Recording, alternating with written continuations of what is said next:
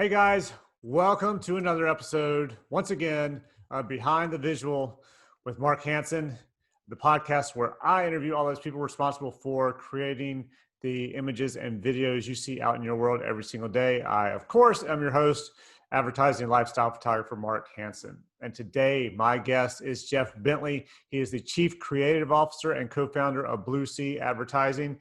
And in this podcast, we talk about all kinds of stuff. We talk about shoots that Jeff did with ZZ Top's Billy Gibbons and the cars and the guitars. We talk about the shoot he did at Dale Jr.'s place and how amazing that place is. We talk about driving through the African desert in Monaco at midnight and beyond to go for a shoot to get to a location. We talk about where he was 2 days before 9/11 and what that was all about. We also talk about how they help build brands. We talk about lots of cars and lots of other cool stuff that I think you guys are really going to enjoy. So stay tuned. Check this one out. I know you're going to like it.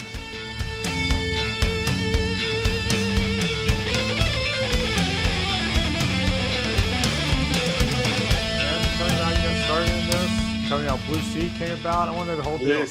Yeah, people always ask about where Blue Sea came from. They go, where did it come from? But, Eric and I my partner started it back in 97. So, I'm a little older than you think I am. I look on the screen. But, we started, and we're in Newport Beach, California. So that's where we are. But we started, actually, our first office was on the water. If you've ever been here before, we have like canals and channels and stuff out here. So our first office was on the water, and we were trying to come up with names for this business. We hooked up doing different things, and I was freelancing. So we got together and started this agency, but we were on the water. So we were trying to come up with names, and we had all these goofy names. And the last name on there was like Blue Sea, just kind of playing off obviously we're near the water. And it just seemed to, I threw it by some clients, and they kind of were like, oh, okay, that works. It's sometimes the simple things that people can gravitate to. Yeah. So we kind of liked it. And I think it worked out where we used the blue as a good color. And the sea, Blue Sea aspect was like, we used that for like communication, creative, and concept or whatever, so that's where that name came from, is really kind of, we were geographically out there. So do you remember the goofiest name you guys came up with? Gosh, they were like, you look at names now and you just go, there's all kinds of crazy, there's like billion-dollar companies called Snowflake or whatever. Yeah. It's just funny, like Razorfish and all these funky names that big companies have. I don't know. We came up with that. I can't remember that list. I wish I had it. It's been such a long time ago, but I'm sure we had something stupid in there, like who knows? I don't know, but it was funny. But that's how that name came about, and it just stuck. And we did eventually move from the ocean a little bit more towards the airport out here. We have an airport that's inland. And so it kind of, it doesn't make sense so much from the sea aspect of the ocean, but Nobody really cares at this point. So, yeah, I would think at this point, you guys have been around long enough and established enough. Probably nobody's even questioning it anymore. They don't even, they just go Blue Sea. I mean, I just get more people go, oh, Blue Sea. Okay, whatever. It's just like, they used to ask questions about what we did and what, how the name came about, but not so much anymore. So how did you become a creative director, officer, all that? Yeah. Oh man. I mean, I've been in the business for, I went up through the ranks, worked on the client side in marketing, doing creative, but I've always been creative since I was a little kid and whatever. And it was funny because I wasn't going to go into creative industry. It's just, I had one professor, and this is a true story. I had one professor when I was going to junior college that was like, you might want to think about not going into business and doing creative. And, really?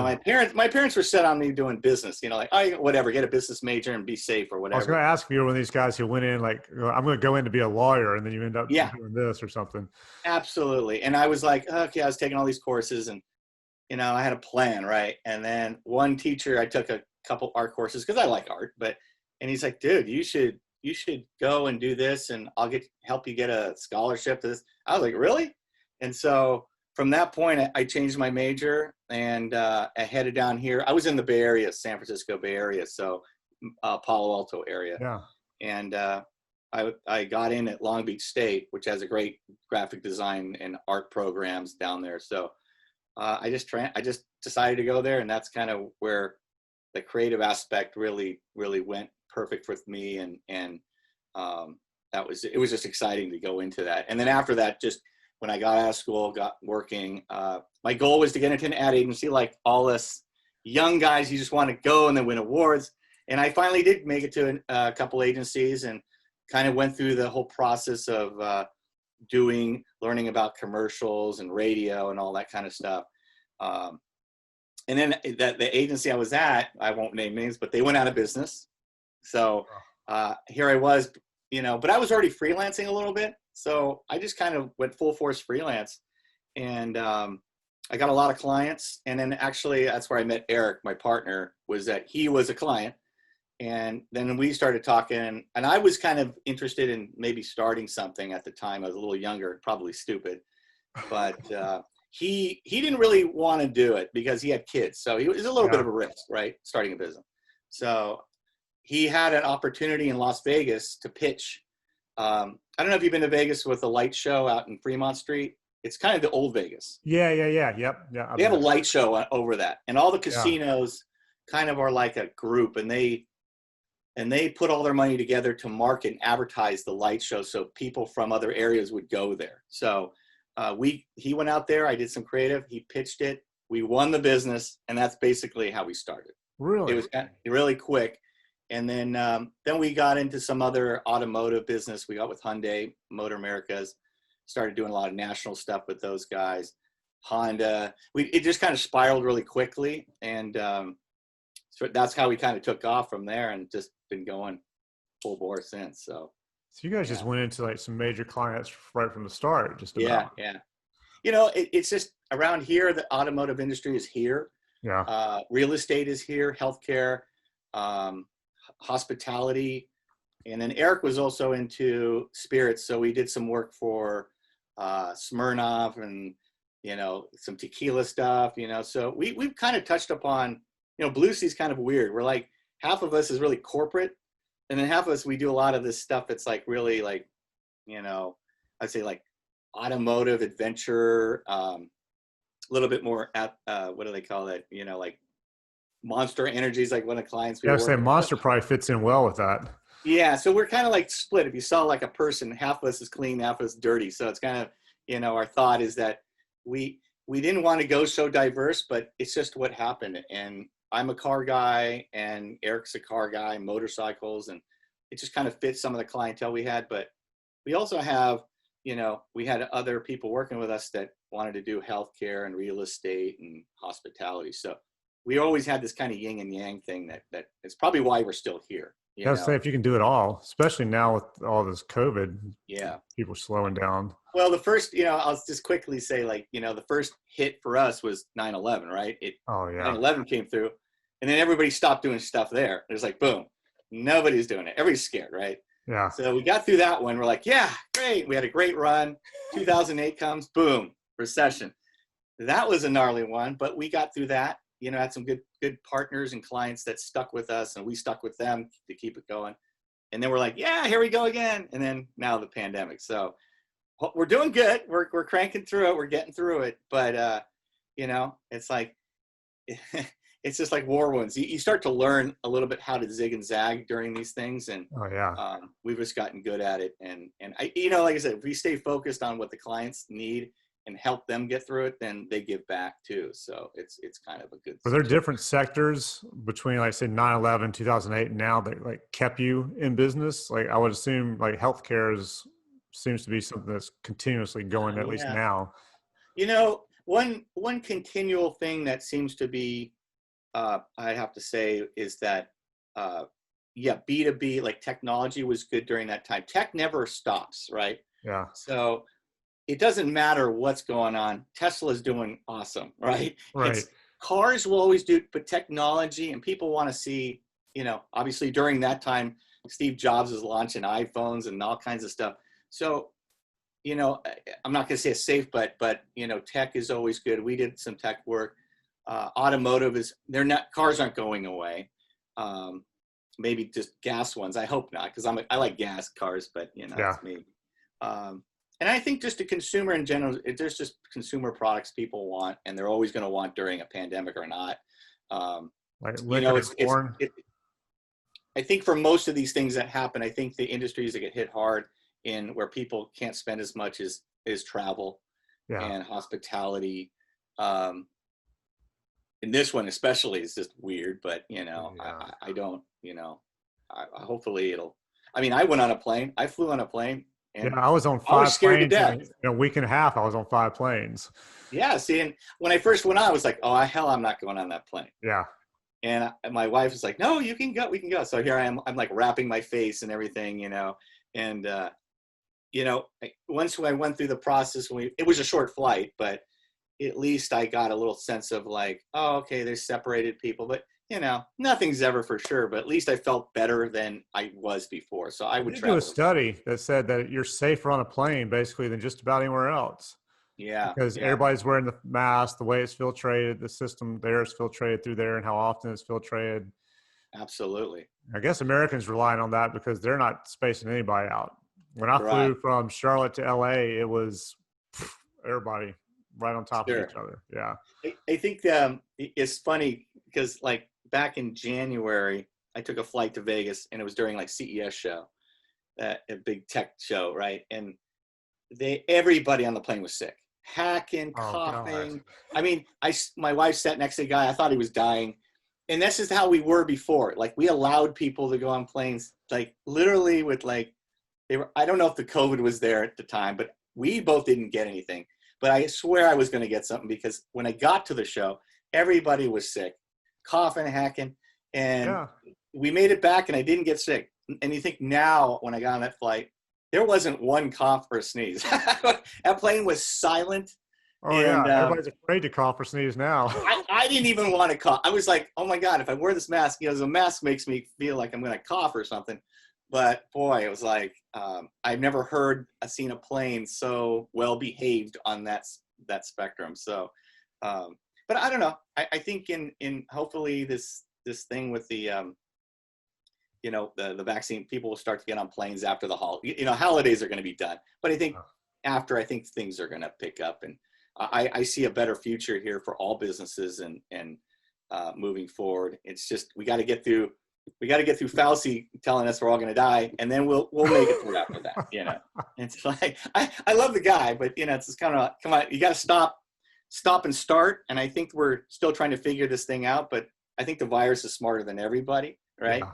It's like, how are you gonna, so but at least we got somewhere that's gonna go with this vaccine, and maybe that'll help perception better. Yeah, God, I hope guys like you and me, we can get back in the game and do our thing. So yeah, that would be nice. Be able to get back and start shooting regularly again, like I've been before this. Yeah, for sure. I'm gonna come back to a couple of things, but you mentioned cars. Yeah, let's talk about cars. First of all, I'm with you on the gas thing, but have you seen that 1,400 horsepower Mustang? First of all, it doesn't look a damn thing like a Mustang. So I don't know why they're calling it an electric Mustang, because it's not. It's some other thing that they just threw a Mustang badge on. They should have called it something else.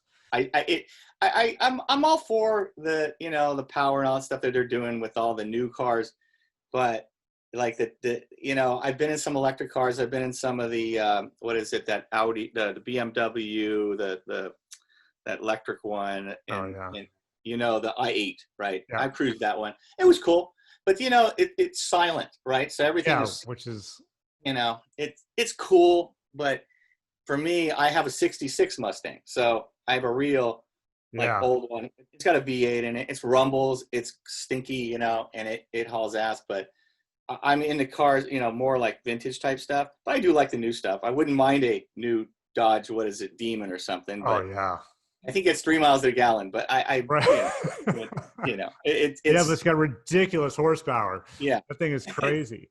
But they're cool. They look cool. Yeah. So, but from a car standpoint, I am a car guy. I've always been for years. And how many do you have? Right now I have three. I have a Mustang, 66 Mustang. I have a 67 Dodge Coronet. And then I just acquired another old one, but I'm not going to say what it is until it's done. So I'm going to show it. But I just sold a Plymouth, an old Plymouth 66, like Valiant kind of. It was red. It was cool looking. And my daughter, she got, this is a disease. I'm just telling you. Oh yeah. My wife, everybody says that, and it's like my wife, it's like, oh my God, you're not getting another. I don't tell her, and I bring it home and fix, but it's something that's just fun to do, and it is addictive. My daughter started getting in, and she got into the Subarus, right? The old Subaru stuff. Yep. My son is into it, so it's kind of one of these things where, I don't know where it's going to go, but I like the fact that the cars are old, crusty. We get them crusty, and then we fix them up to make them nice. Do you do most of it yourself and send out some of it, or no. I do a lot of the body work, the interior, and then I have a guy who does the motor stuff, or the brakes. That stuff, you need special people to do that. So yeah. And but it's just funny how I started this like 7 years ago with my son, just to get him into something to do besides video games, right? Right. And he got hooked, and we did a few cars together, and we've been doing that since now, and it's a good thing. Well, it's a cool thing, and having kids is probably good because it keeps you from buying too many. I have a friend who does the same deal. He buys them, rebuilds them, restores them. He doesn't have children. The dude's got like 9 cars. Oh yeah. He's luckily he owns a company that does plastic injection molding, so he has these big warehouses. So he keeps like his cars and trucks in one of the warehouses in a section that doesn't get used yet. That is funny because I bought one of the cars from that same situation where the son goes, "Hey, I'm selling these." My dad, he's got all these cars in this warehouse, but the next to it was all these.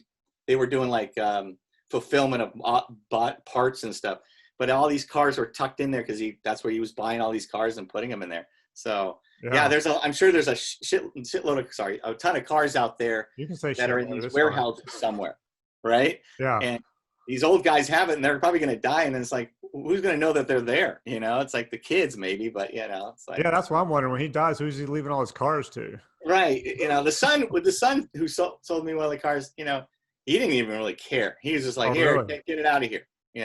He wanted some money from it, and probably dad was going to give him some money, but hey, it's my gain, right? So it's all good. Yeah, so. It worked out. Like my friend, he got a I just totally blanked on the car he got. The thing is huge though. It's like a 66. Wow. Okay, I'm totally blanking, but the thing is monster size. Yeah. I don't know why I can't think of the name of it, but he bought it from my brother's girlfriend, whose grandfather had died, and left it to her. He paid like $1,000 for it. I mean, it was kind of a piece of shit when he got it, but I don't even know if it ran. It sat in his garage with like the interior taken completely out of it for probably 15 years. But now he's restored it, and it's completely, this badass silver paint, these incredible wheels, interior. I mean, the whole thing is amazing. Impala, that's what it is. It's an Impala. Impala, yeah. And it looks great. But he got it for $1,000 because she was just like, I don't care, just take it. That's a good deal. That's a really good deal. That's smoking.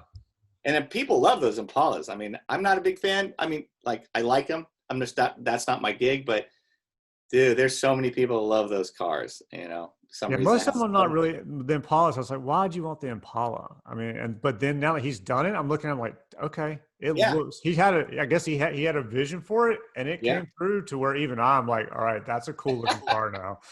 Yeah, because Impalas I'm really not into. I mean, people, they're mostly known for the lowriders, so they use them for that. So, but there's guys who do make them sporty and they look cool. So his definitely not a lowrider. He's not the lowrider kind of guy, but he's got all kinds of shit. And I have another one of my friends. He does the same. He doesn't really collect as much as dad does, but he's been driving since he was like 14 years old. They got like this 65, 66 GTO. They've got like a 1932 Ford or something. Right. A couple other cars. Nice cars there. Yeah. So they got some pretty cool cars. Like, it's such a a cool thing to be a part of, is the car part. I mean, it's kind of like for me, it's like this, I think maybe it has to do somewhat within like the business I'm in. It's like, I kind of see companies in the same light. People come to us and their companies are like, they could even be really old and they haven't re-updated their look, you know? And Yeah. they have a story, but nobody knows it. It's kind of like cars are the same way. Like you'll see an old car, there's a story to that car. And you can see that it can be really great. And when you do have a vision, which, you know, that's where, when I work with, you know, people and companies, they do have a vision for the company. It just never was executed. Yeah. And I think execute that on a car, and you can see it at the end, like you said, the Impala was cool looking. It's like, I didn't think it could be that cool.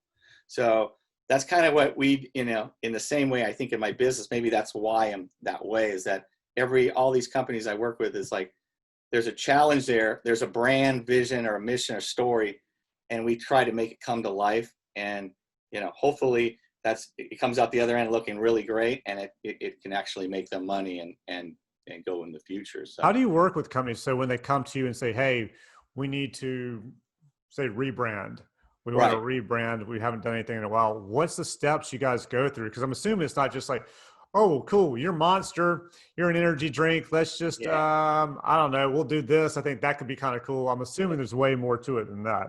Okay, so first of all, there's different levels of company engagements, because obviously a company like Monster or, you know, Toyota, their brands are already built. I'm not going in there to do any of that kind of work unless, you know, that's a different shtick. Right. With those guys, I'm generally either helping them launch a product, helping them, you know, generate content. Obviously, content right now is king for everybody. Oh, yeah. So that's the world we live in, is that, I don't know, when kids started to figure out, everybody started figuring out social media is the biggest deal. You know, our world changed to more content creation. But so companies like that, they just need more stories, more things to connect with their customers. And then there are companies that when I go to them and they literally have maybe not even a logo yet, they're startups, right? We do a lot of startup work. They will go through we have a process, and it's called Brand Power. It's our platform where it has all the fundamentals of how to take a company from start to finish, whether you need marketing or TV or whatever at the end. But we developed a whole brand story, mission statements, all of those things that a company's fundamentals would need. So like, you know, Nike and Starbucks, they all have those things built in. Right. They did those a long time ago. They have a mission statement. They know their customer. They know their competition. A lot of companies don't. So that's what we help companies mainly with, is like, they'll come, even companies that have a logo or some kind of start, they may need a story to who they are. So like Mark, you're a photographer, but what is Mark? Who is Mark, right? Yeah. What is your purpose, and what style do you have? There's a lot of things that you build around somebody that makes them attractive to a different consumer. What do you do when you ask them the question, like, say, what's your style or your purpose or whatever, and they just go, I don't know, I haven't really thought about it. Yeah. We And get that all. You go, okay, I'm charging you more now because I'm going to have to spend more time with you. You know, the way that we work is that we build it on a platform, so they're already going to get those things. This is just, it's kind of like, think about it in this, I don't like think about it in that context, but you're going to the doctor, right? And you're going through something, and there are steps to get to better, right? Yeah. So you're going to have to go through, he's going to have to ask you questions about, you know, what's wrong with you. And, you know, we just go deeper because we have to, you know, companies these days are having more challenges, not just with competition, but they having a lot of challenges with recruitment of employees. It's a huge issue right now. It's like, you would think in this climate, there's not a lot of jobs out there. There's tons of companies looking for people, but how do you get those people to go, I want to work for them versus them? And a lot of that comes down to like, are they cool, or they have a purpose? So the branding thing and the storytelling aspect helps them understand that Mark Photo, you know, he likes to give to, like, you know, save the whales. Oh, I love saving whales. I want to use him. Yeah. You know, I'm just saying from a standpoint, or you like cars, you know, I always tell my customers, hey, I love cars and love it. And a lot of times they like it or they don't, but there's a connection. But when we go through the brand process, I think it's really important to, like, even if they have their brand started, it's like we still go back and ask those questions so we can align them with hopefully getting to the truth and making a path that's right versus something they're doing wrong over here. Yeah. So, and sometimes we just go in and we're going to go, okay, we already bypassed that whole part, and they just need a nice ad campaign or social media drive or something that's going on. Right. Yeah. So it's not as easy as, like, we used to do, in the older days, right? Back in the 2000, right? Maybe 2000, we do an ad campaign, right? And that ad campaign would run all year. Yeah. Like one ad campaign. Yep. Now an ad campaign runs in one day on social media, Instagram, and then everybody's like, okay, that's done. Because that took a lot of work to get to that concept. But things have just changed so fast and so different how it's delivered that it used to just be print, and TV, radio, and outdoor. Now I think those are, like, taking the back seat.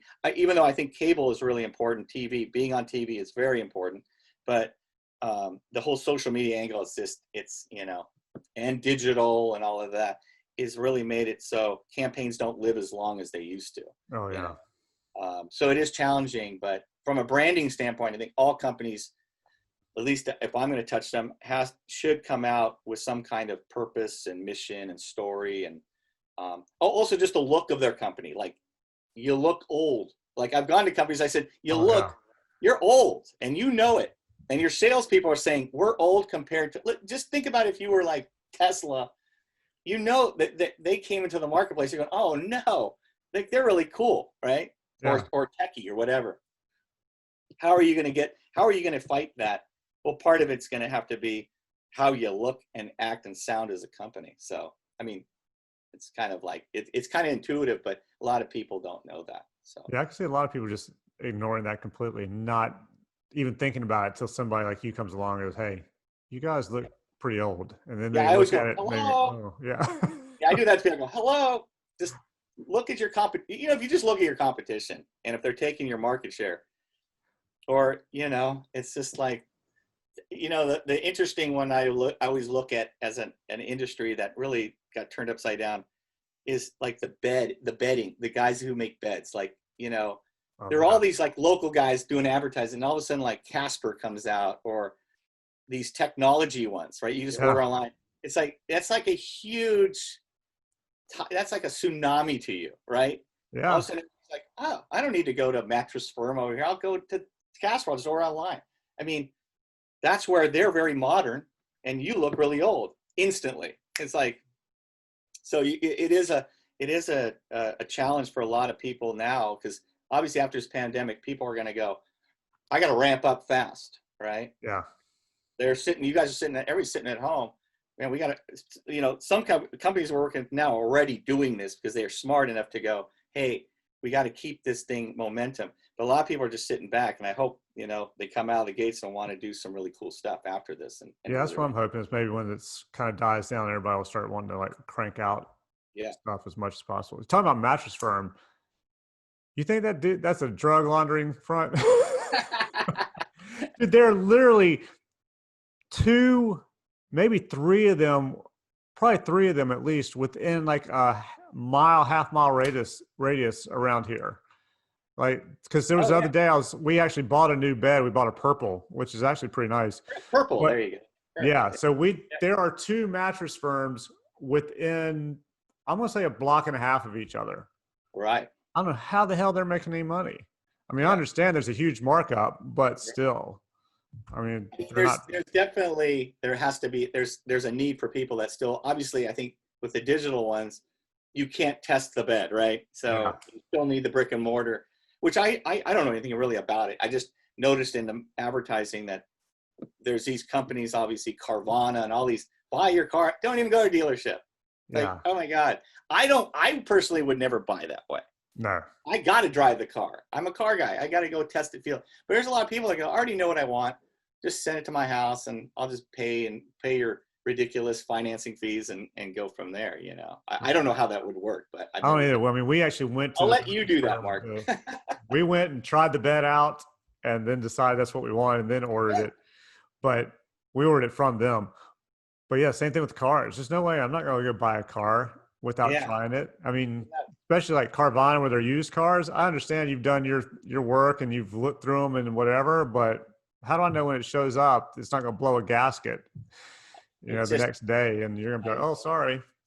And they make it look so easy, and it's all this stuff. I don't know anybody that has done it, so I can't comment on them. Yeah, I It don't may be either. totally cool. It may be totally cool because I'm one of those guys that was like, oh no, I'll never buy from Amazon or that, and now I'm buying tons of shit on there. So, I have I learned to can't, never say never because no. especially before we had kids, like a friend of mine was taking pictures of his son right after he was born, where he was like one or two, and his kid's nose is running, and I go to wipe it. He goes to wipe it with his shirt to get it out for the shot. I was like, damn, there's no way I would ever do that with my child. And then I had two daughters, and I find myself going, come here. So yeah, I'll never say no. I will never have my kids play those video games. Right. I had friends back in the early 2000s. My kids will never play. And then, dude, it's like they were weaned on Call of Duty or whatever. It's just Yeah. it's just funny how it is. It's Well, like, we said no TVs in the bedroom for our girls, but yeah, that's before I knew that they're going to be able to watch everything on their phone and an iPad. yeah, So yeah. it doesn't even matter if they still You're don't in a have a different. TV. You have, yeah. Well, how old are your kids? Are they? 20 and almost 18. Oh, okay. So they're they're a little younger than my kids. My kids are they're in college, but they've gone through that part where they're into the phone came in. My daughter, it's like I didn't see her forever, so Oh yeah. but it's just funny. It's Yeah, my youngest just last night told us that she got rid of TikTok. She just took TikTok off her uh, phone. And I was like, seriously? And she's like, yeah, yeah. I don't need to be wasting my time on TikTok, which I wish my older daughter would do that. Well, if we see you dancing in one of those, then it's. I'm actually in the first one, I think. The first one, my oldest one did. I'm in it. Some kind of thing. I'm in there for some reason. There's some Perfect. deal where on there where you get on the back of somebody and you act like it's a motorcycle is what's going on now. And the Okay. motorcycle goes, "Rrrr," and when you do, the person on the bottom lunges forward and leans up, and you're on the person acting like it's a bike. So you do like that. My daughter's like, hey, daddy, you want to do this one? And I looked, I was like, that might be a little creepy with me being your dad and you Yeah. sitting on my back. I'm going to pass on that one.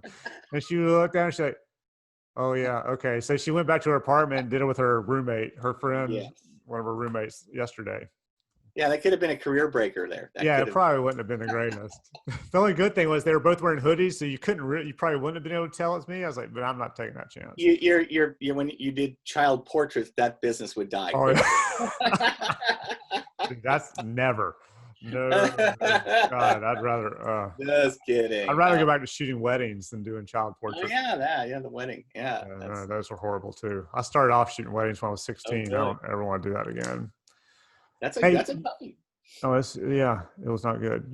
Guys did a documentary with Mike Ness of Social Distortion, right? Yeah, we did a video with him. Yeah, Yeah, how was that? that was fun. Yeah, Yeah, tell me a little bit he's about it, like how it came about and shooting it okay. and all that, because it looked really cool.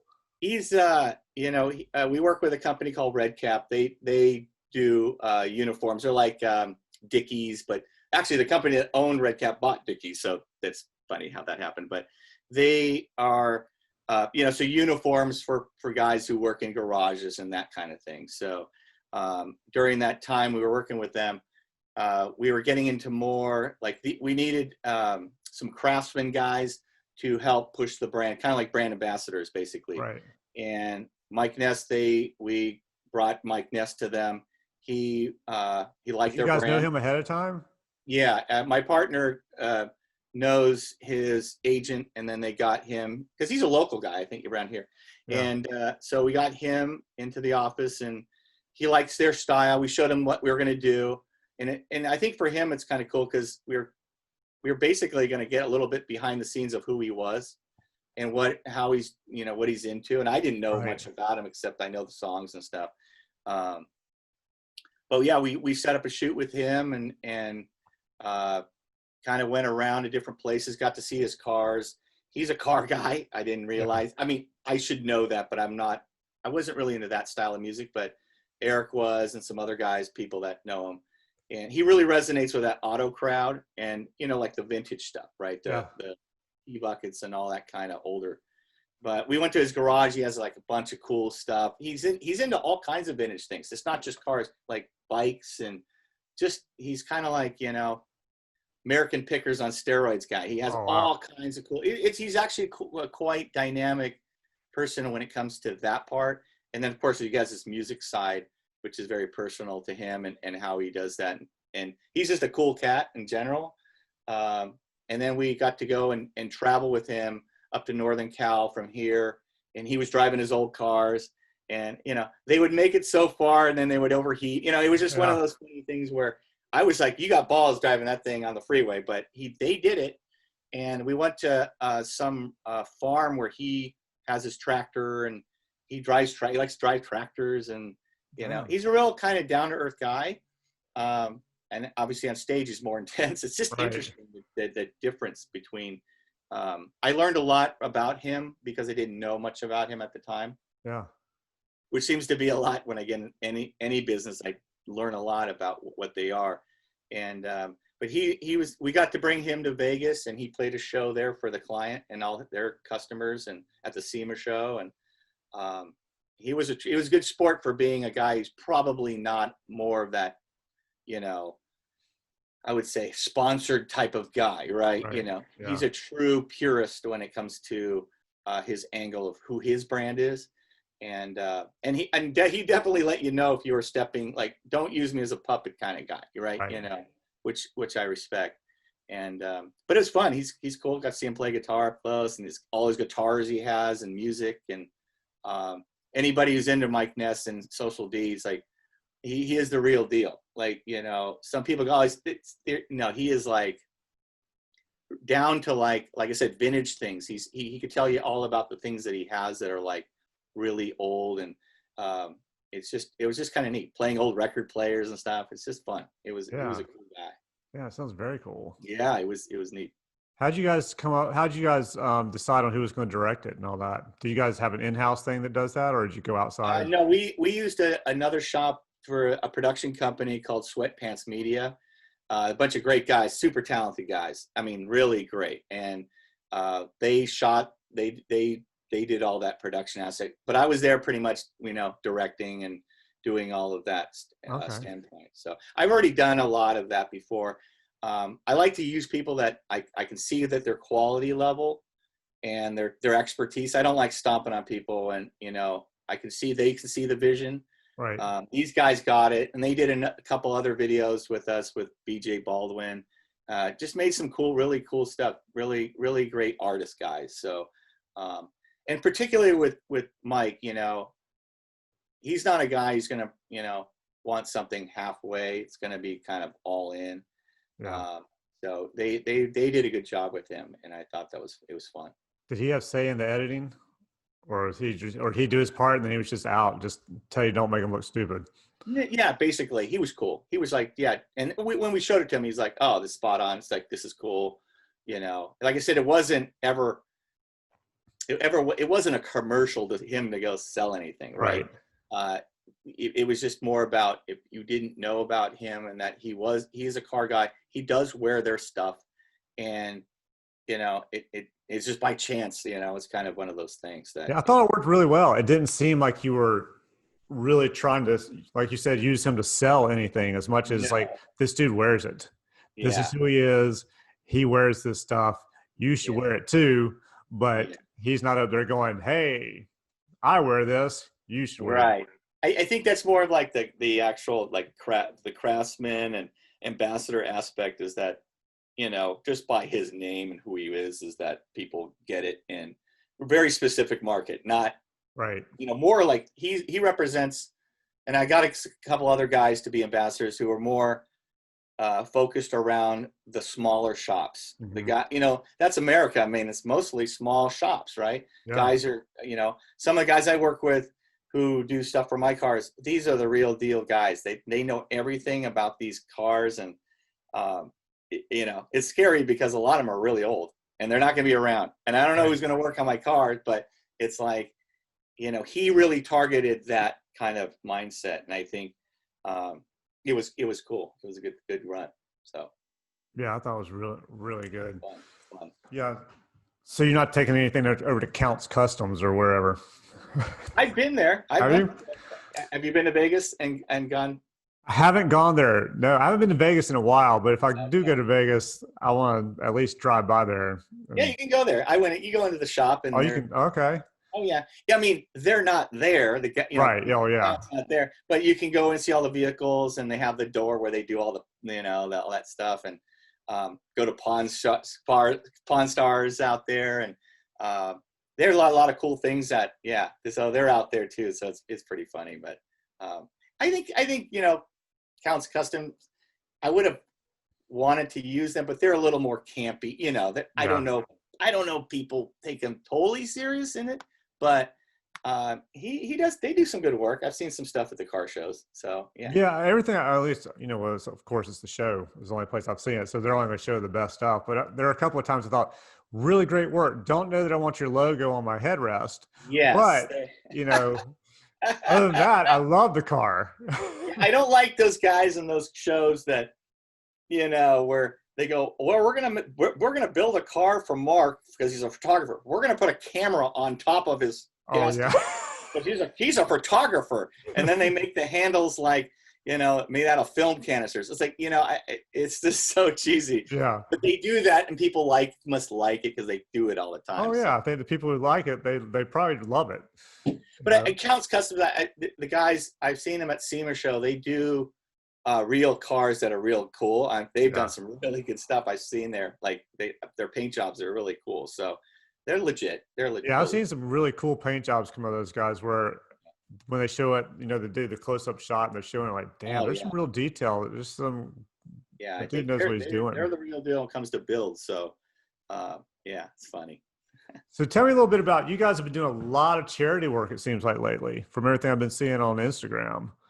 Yeah, there's the Love Drop, California Love Drop. Eric, my partner, does most of the philanthropy type stuff. He's really busy on that because somebody has to do the work, right? Yeah. I'm sorry, people out there. I'm not really I do some of that stuff, but but Eric kind of drives that more of that philanthropy of giving, and they're really he's really ingrained in the Love Drop, which is a partnership with a bunch of companies, mainly Wahoo's and Monsters in there, and some other companies. So he's driving that and giving back during this time, obviously with the pandemic. And Wahoo's is a client, but we want to help out, and everybody's jumped on board, and it's actually pretty fun. So Yeah, it seems like you guys are doing a lot of good. yeah, Sure. you gotta give to get. So Yeah. I think it's a real good thing for us, and we've always over the years have done philanthropy. I was involved with the Cancer Society here in our area, and did a lot of pro bono things for them to promote cancer and that. And then I did a lot of things with the Chalk Children's here to help them do videos to support their doctors and helping these kids through the cancer aspect. And that's a sad thing, but we got to help out. So we've always been that way. So this is just another iteration now with this pandemic and giving these people out here, because everybody's getting slammed, right? They just shut us down here in California, right? Yeah, I heard you guys got shut down again. It's like, and obviously there's always people like, oh, we're gonna fight back, but it's a big state, so we'll see what happens, and hopefully. Yeah, I saw someone pissed off because I guess they shut down her restaurant, but they were literally in the same parking lot. They were setting up for a movie set, and the crew was set up to shoot over there. Yeah. So I get how that would. That wasn't me. Yeah, no kidding. Yeah. No, you're right. I think I don't know. Like I said, I think they're still trying to figure this whole thing out. I don't know if that is logical.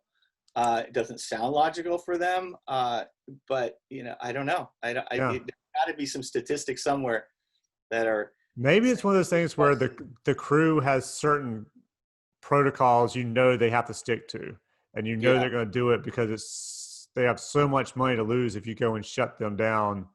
Yeah. With everything. And then the restaurant, you can't really control every little restaurant, whereas maybe they can police the sets better or something. I think, I don't know that situation that much, but I would imagine, shooting is only a couple days or 3 days. It's done.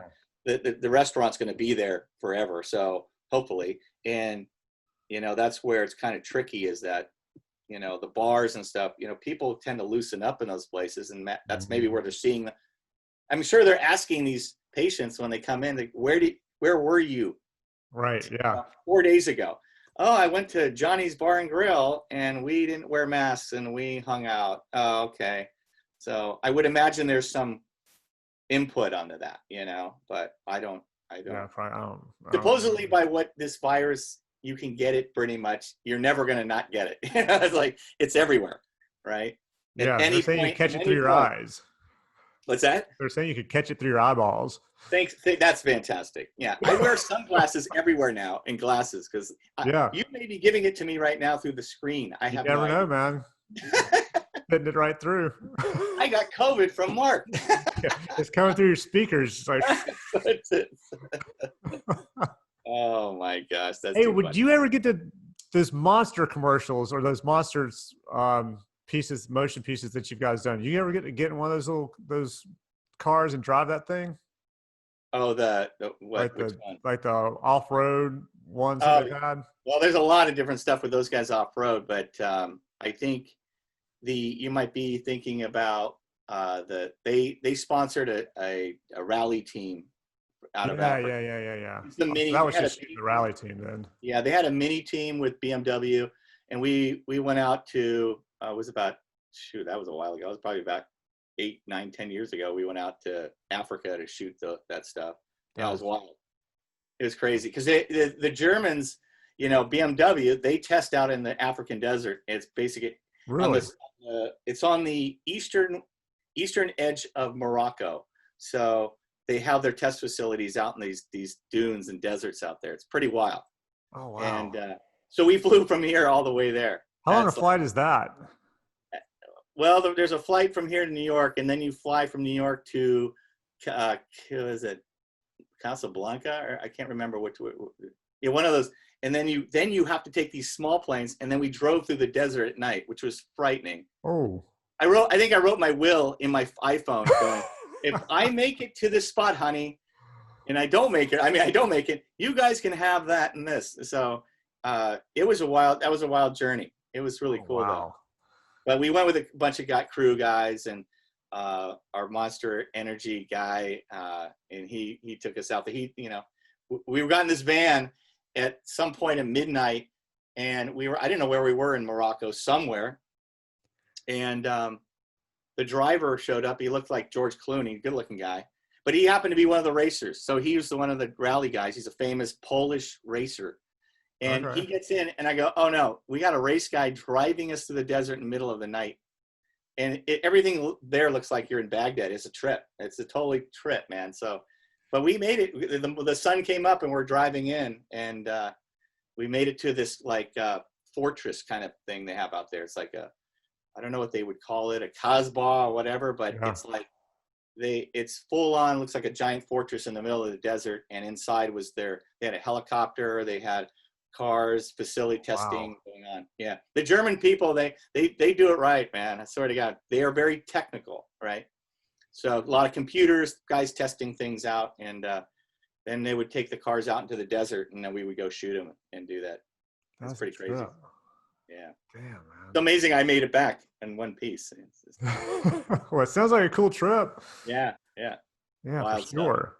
Stuff. So give me one of your favorite shoots or projects that you guys have done. Oh, that's tough. Okay, I have one good one. I'll just say this will end it on that. We probably back in 2006 or 7, we were working with American Racing Wheels, and I don't know if you know who they are, but they're the real deal when it comes to for guys who have car wheels.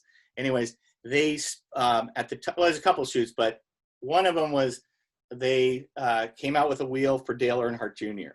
So Dale Jr., right? So he had his own line with them, and so we flew out to, I think he's in North Carolina. Yep. Right where you are? He's actually about 45 minutes from here, hour from here probably. Well, then you know what? We probably drove by your house. So we ended up going to his compound, and I didn't, it was a trip because I've never been to where these NASCAR guys, how much money they have. Yeah. And we went into this compound, this place, and literally I think it had a river running through it, a bridge we drove over, and he had all these. It was totally epic. And he had like a go-kart. They all drive go-karts, right? Because they're racers. But his house was way off in the distance, and you could see it. It was like Gone with the Wind.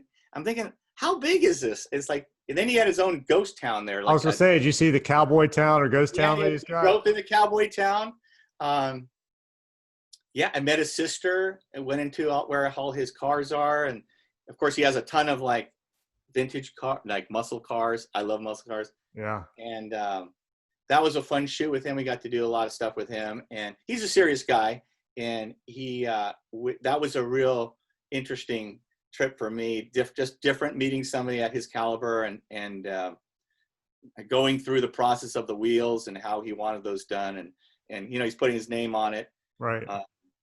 So that was I thought that was a good experience. I've never done that before. And then another shoot we did up here in California where we shot some classic cars for Billy Gibbons from ZZ Top. So, and in that same shoot, the next day we had George Barris, who is, he's the guy who made the Batmobile back in the 60s. Oh, yeah. Oh. So he brought his vintage cars. And so we got this Billy, him and his girlfriend, and he's playing guitar. And then he has brought in this cool, he had an Impala, and he calls it the Slam Pala. And he had a bunch of cool cars, and he had his driver guy come in, and he opened up the trunk, and he has all his guitars in there. I'm a guitar guy. I play guitar. Yeah. So it was like, oh my God, this is it. Right. So he opened up his case, and he's got these original guitars in there. That was a mind blower for me. And George Barris was pretty cool. He's a real nice guy. And so I've gotten to meet a lot of different people within a lot of these shoots that are like celebrity types, but also they're just all real down to earth guys, and they just got really cool cars, and but they're into it. They like to build them, and they actually do a lot of the work themselves. So I'd say, I've done a lot of different shoots. I can't think of them all, but those are some of them. But those are pretty cool. Really neat, well, the place I haven't been to, I'd like to go. I've been to pretty much a lot of different things. I went to drag races, been on the drag strip and stuff like that, and the Winter Nationals here, and muscle cars, Carroll Shelby, all that kind of stuff. But I've never been to Jay Leno's garage, so that'd be kind of fun just to go in there, he just to see what he has. I know I watch all his videos and his shows and stuff, but just to go check it out. So see in person would be a totally different experience. That would be very cool. So. Well, dude, I'm going to ask you one last question. I'll let you go. Okay. What's the strangest, most interesting thing that's ever happened to you, or that has happened to you since you've been in this whole advertising business? Oh my gosh, the strangest one? Yeah. Jeez, that's a toughie. In the business while working? It could be anything. We can go outside the business. So if there's something that just happened to you that was just strange or interesting, so here's a weird one, but it's not really, it's not a good situation. Great, but it's interesting because it was, okay. So 2 days before 9/11 happened, I was in New York. 2 days. Wow. On I think 9/11 happened on a Tuesday, or was it a Monday morning? I can't remember exactly. I want to say Monday. I think I'm not positive. Okay, so on Saturday, I was at the top of the World Trade Center, and my wife went out there, and it was bizarre because we went and we were walking around New York. We had guns, and we go, oh, here's the Twin Towers, by the way. And we ended up going, hey, let's go check it out. So we went in, and we went to the top of this thing. I don't know if you've ever done it before. No, I never did. It is so far up there. It's so scary, but it's such a trip that we were there. I took pictures. I was taking all kinds of stuff. And then to come back, and literally that next day that happened, that was a weird one for me. Because I was like, if we had done it the next day, I wouldn't probably be here now. But that was a real mind blower for me. And I feel bad for, obviously the whole situation was really scary. And, but it was such a beautiful thing to see New York through that building and to see how tall it was. And I couldn't imagine the people that were up there. It's just fall, if they were left that building, that was Right. crazy. So Yeah, well, at that least you was got to the go up biggest there kind of and see wild it. one, Yeah, that's cool. At least you got to get up there and see the view from up there before Yeah. it disappeared. It was just weird. That one kind of blew my mind at the time. And afterwards, all the stuff that happened was kind of crazy. But yeah, so I mean, we've had a lot of journeys through Blue Sea, a lot of different experiences that a lot of people may have not done. But we've tried to touch upon a lot of things and have a good time. We just always try to have a good time at Blue Sea. That's one of the things we started it, was because we came from agencies. I came from agencies that are very process driven. It's great to be process driven, but you got to also have fun and make jokes and have a good Yeah. time with it. So, so it's just, it's been a good run. It's been a good So you ride. guys It's got not to be over doing yet. I something won't say right. it's not, I'm not going to sound like it's over yet, but No, it's you're like, obviously doing something right. You guys have been around since '97, so it's not like, it's the clients that are there that stick by us too, and we stick with them, and also the vendors and people that we work with. We try to keep everybody. We all try to help each other out, right? Whether it's photographers, editors, people, freelancers. We all work together, and hopefully, when this thing passes, we'll be a lot better and crank out and do some cool stuff again. yeah, hopefully. Well, dude, thank you. Everybody watching, listening, thumbs up it, like it, subscribe to it, comment on it, all that kind of stuff. And we'll see you all soon. Great. Thanks, Mark. Thank you.